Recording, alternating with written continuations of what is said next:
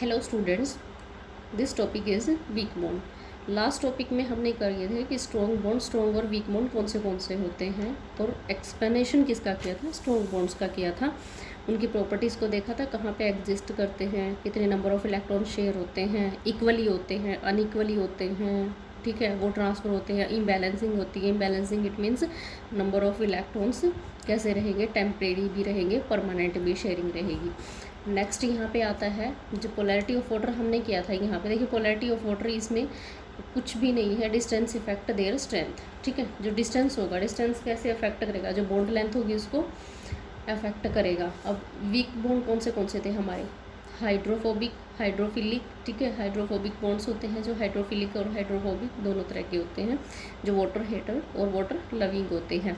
वैंडरवाल interaction होते हैं। वैंडरवाल interaction किस में होता है, मॉलिक्यूल्स में होता है। इसको हम क्या बोल सकते हैं, इंटरमोलिकुलर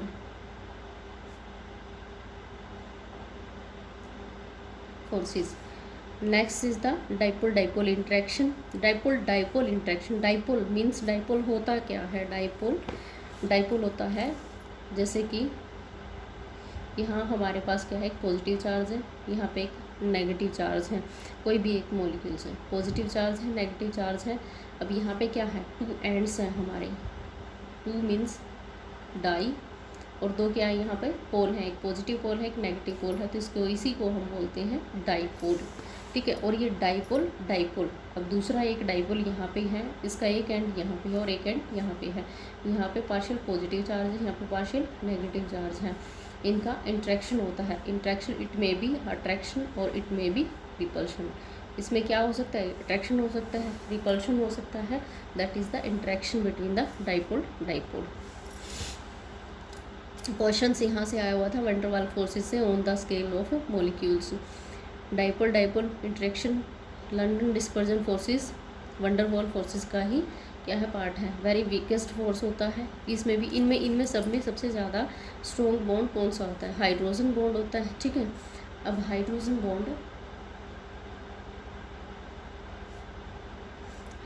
बॉन्ड का इलेक्ट्रोनेगेटिव वैल्यू कितना रहता है, इलेक्ट्रोनेगेटिव वैल्यू हाइड्रोजन की रहती है 2.2।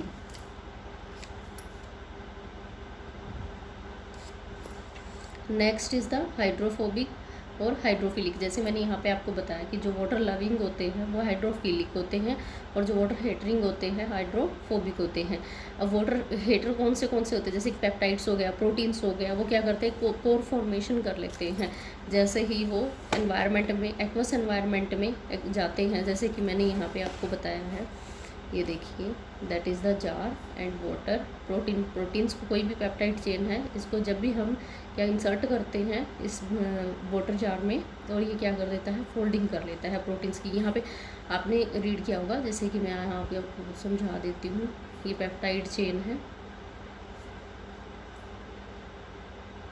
पेप्टाइड चेन में एक एन टर्मिनल होता है हमारा, एक सी टर्मिनल होता है।